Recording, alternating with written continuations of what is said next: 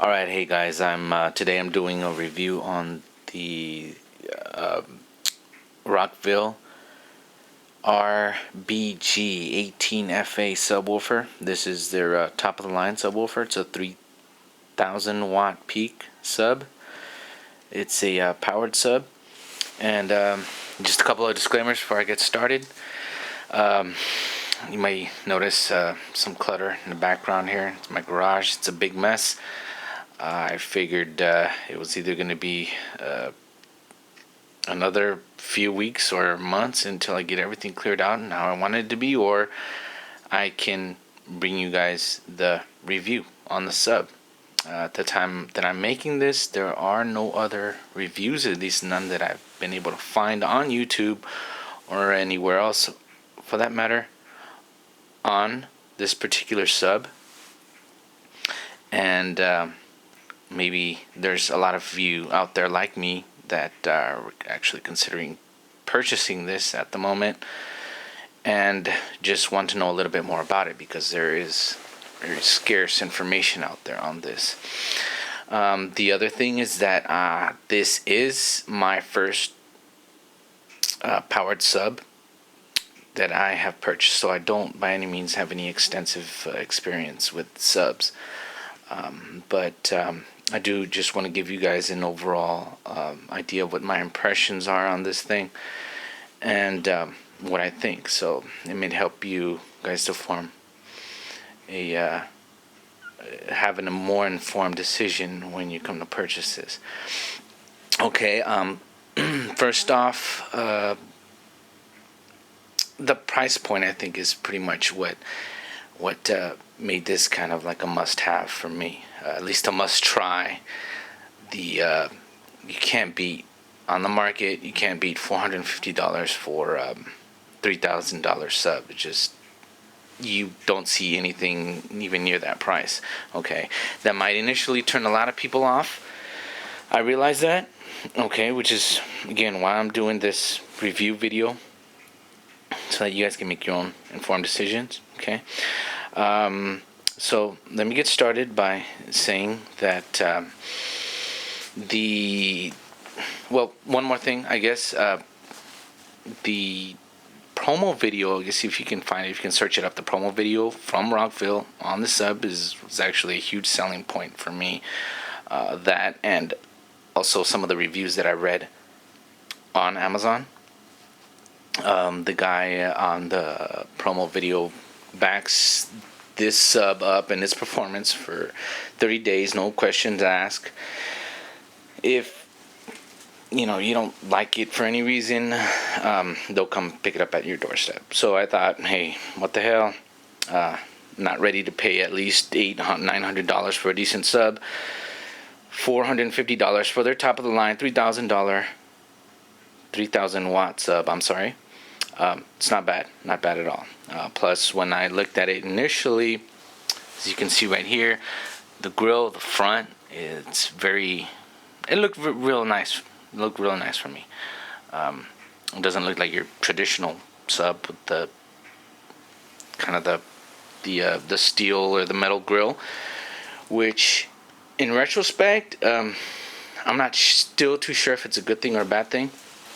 Okay, it does have a kind of glossy textured wood case all around. Okay, on the video it tells you that it's a solid wood construction, which at this point I really can't tell you that for sure just by looking at it, by feeling it, and the weight of this thing, because it's massive. Okay, it weighs 130 pounds.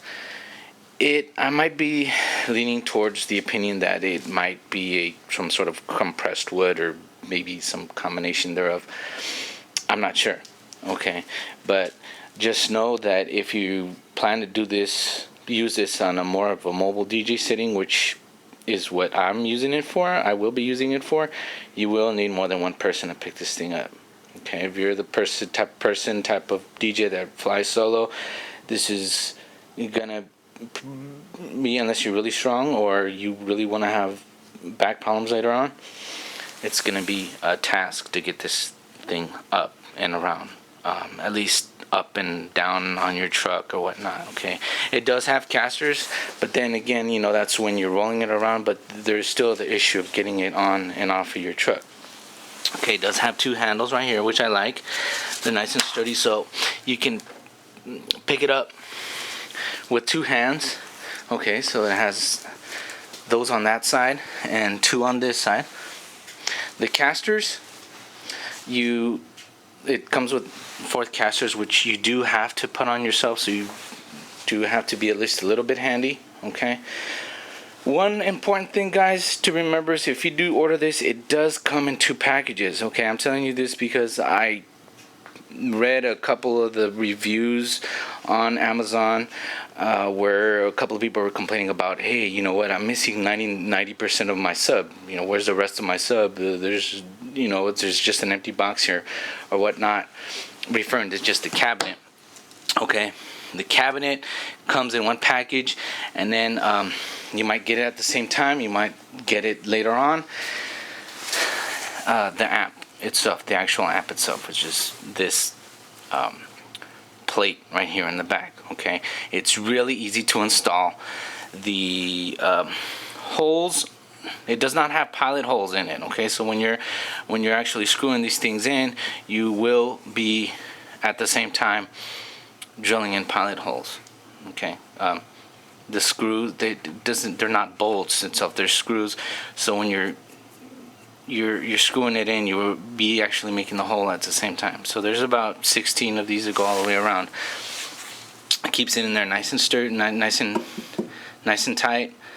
It's not hard to install at all. Okay, it's just 1 cable, just snaps in, and you screw in all the screws, and you're ready to go. Okay. Look at it here from the back side. You have 2 kind of full range inputs to run either backwards or forwards configuration to your main speakers. So if you want to run your main outputs to your sub initially, and then run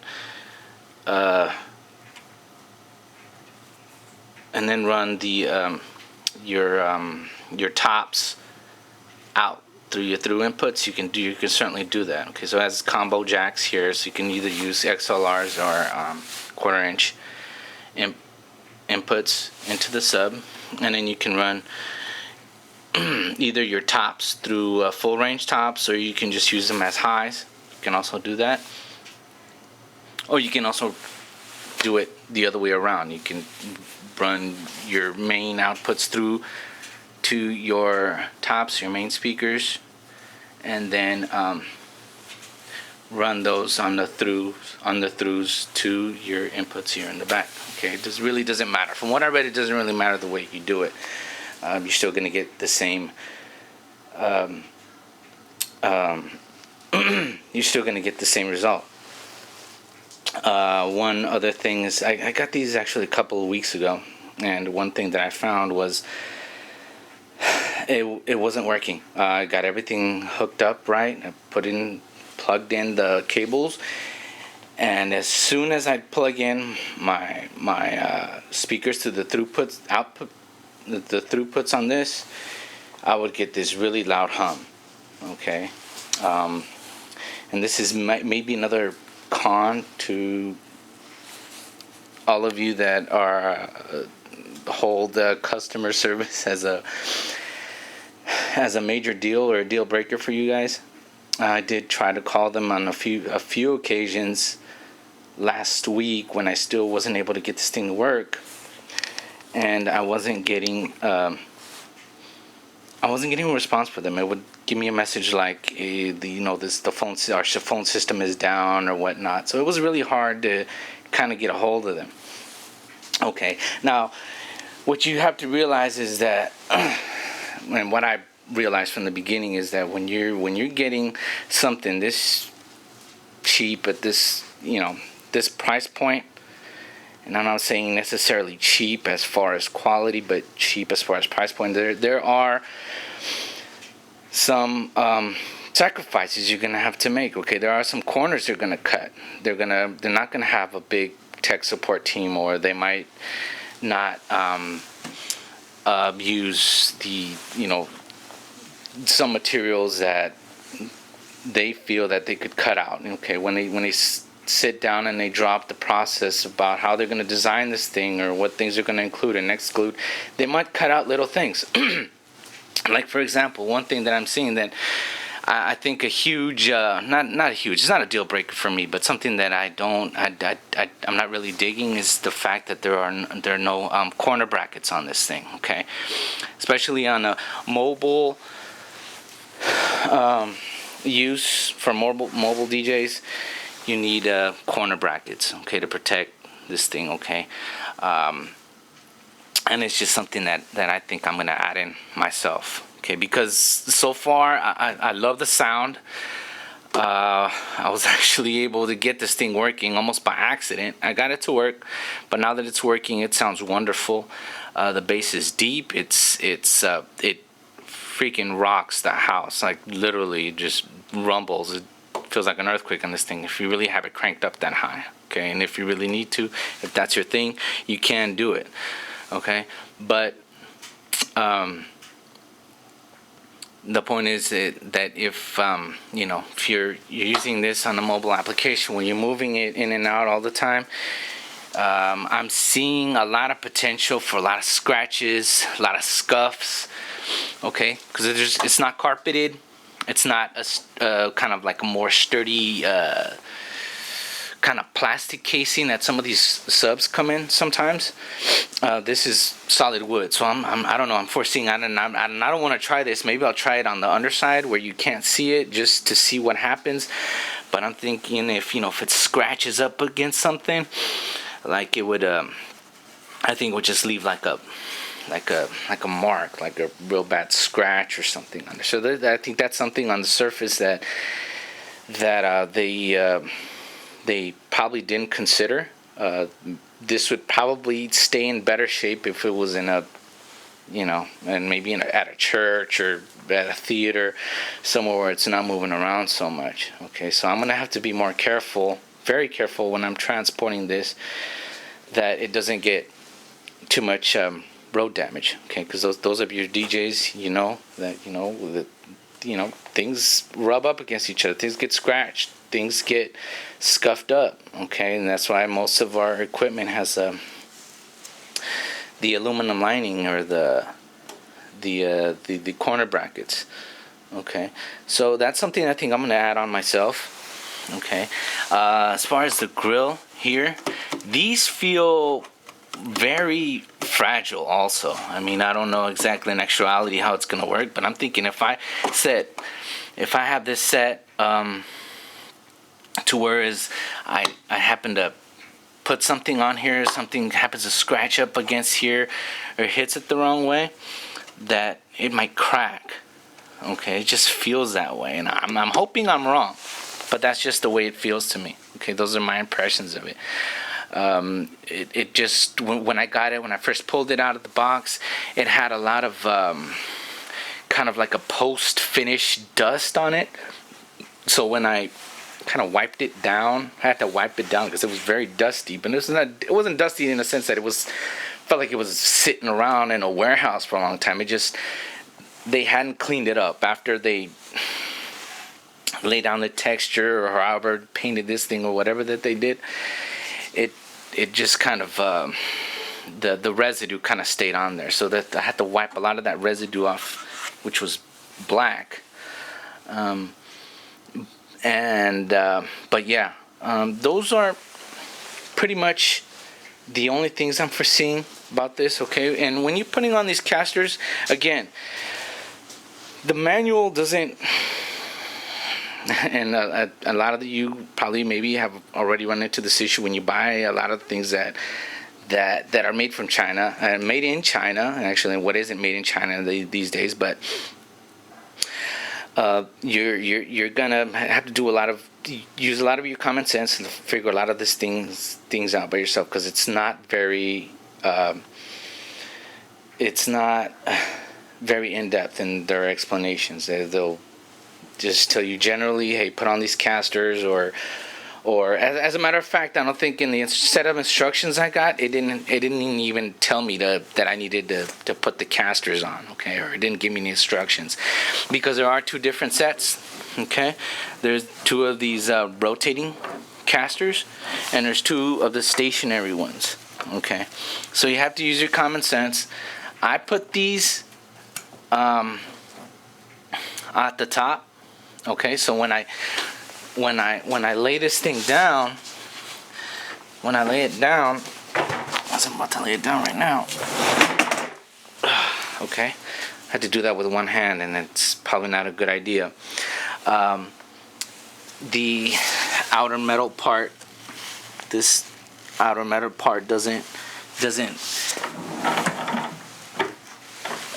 stick out. Like, I don't know if I'm explaining myself well, but if I would have had those casters on this side where it actually teeters on, and those are the little locking mechanisms, by the way. The locks on the casters are those kind of elongated things that were on there. They would have, with time, it would have gotten in the way of kind of properly teetering this thing when you're putting it back up, okay. And that's another thing when you're gonna notice when you want to kind of, let me see if I can set this down for a minute right here.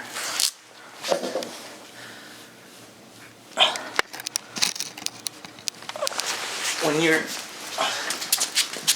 bring it back,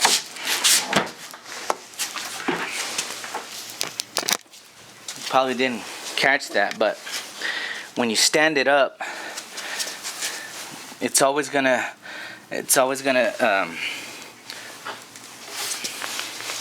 you're always gonna teeter on this corner right here, which means it's always gonna be touching the ground in one form or another. It's this part that's gonna scratch, this is the part that's gonna scuff, and this is another reason, or the main reason, why this thing needs to have corner brackets on it. Okay, so to kind of summarize, I'm not going to do a sound test on this thing. I know a lot of people like to do sound tests, which I do not understand at all, because there's just no way you can replicate bass or sound or anything like that on video. It's not practical, and it's pretty much a waste of time. So I'm not gonna sit here and subject you guys to that, but I will tell you that, in my opinion, this thing rocks. I've had a pair of passive two-ways with 18s that I've worked with for many years. Okay, I'm switching over to an active system now, which is why I decided to pick up this sub, and I have two active Mackeys that I use. But just doing a sound comparison, this thing to my other ones, and I thought they were B52 SR18s. I thought they sounded wonderful. They sounded great. They rocked. They had a lot of bass. This thing is in a kind of a league of its own. It's believe me, the sound is really good. So if you're considering buying this for the price point, I think you can't go wrong, with the possible exception of the kind of things I already mentioned. Okay, just aesthetically, with the way this is built, just the only thing you have to worry about is maybe getting it scratched up a little bit, scuffed. Again, I don't know how durable these grills are gonna be. These kind of metal, they're not metal, I'm sorry, they're wooden flaps. They're right here.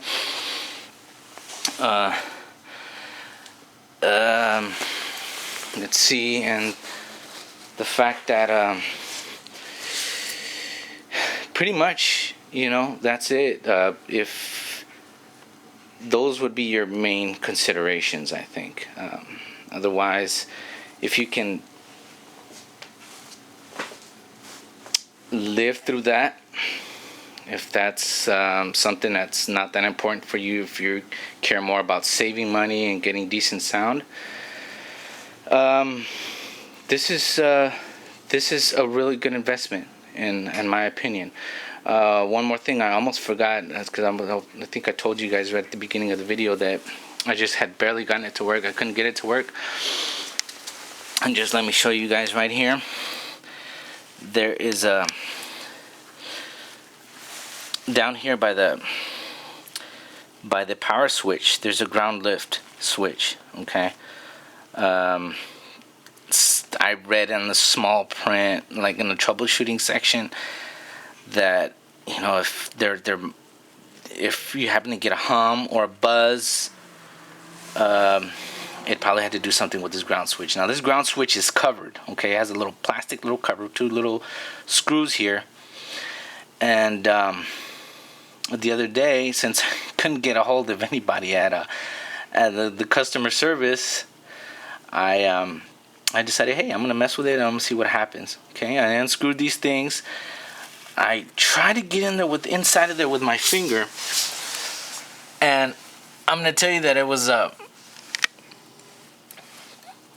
pretty much impossible to do so. Okay, inside there's like a little it's almost like cardboard or paper or something. See where that little switch is right there? Okay, that's actually like cardboard. And I tried to get like a little pick to get in there and move it, and it was just felt so fragile and so, like, I was like, oh no, you know what, I don't really want to mess with it, because might do something that'll void the warranty on this thing. So after I fiddled with it for about 5 minutes, I just decided to go ahead and put it back, put the screws back, and guess what? Now I must have, whatever, moved something or whatever was not grounding right. Because as soon as I plugged it back in, it was working like a charm, and I wasn't getting the feedback anymore. It sounded awesome. It sounded awesome, and just had my whole house shaking. I don't plan to have it like that on my gigs, okay, but maybe some of you do. Maybe some of you need that much bass, okay? And then one more suggestion I'm going to give you guys, that if you guys are planning to rock this thing with its max bass, is remove these casters, okay? Once you get it really rocking, these things are going to be really rattling, and it's really annoying, okay? It's like, I don't know, I'm from LA, so sometimes you go, growing up, you see the little cars in the ghetto, the little buckets. They got the big sound systems, they got the big subwoofers in the back, but they got an old car with a bad trunk and a loose license plate, and all you hear is brrrr, and they think it sounds great. While you're rolling inside, you can't hear it, but from the outside, it sounds terrible. So it could be distracting to you while you're playing.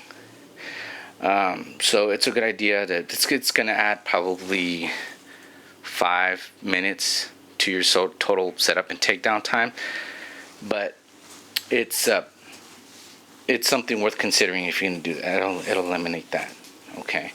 I don't think there's any way around it, because this is something also I heard, not only on this sub, but on any sub. I read that. I also heard that on another YouTube video. Okay, guys, so that's about it. That's all I can think of for now. If you guys have any questions or comments, please feel free to share them with me below. I'll try to answer as many questions as I can. I'll be as straightforward and honest with you as I can. I want to help you guys out, make the best decision. Please comment, subscribe. Okay, I'm planning to do more of these kinds of videos, more review videos, more videos on DJing. So if you like this, if you feel that this has been helpful to you, please comment, like, and subscribe. Thanks, guys.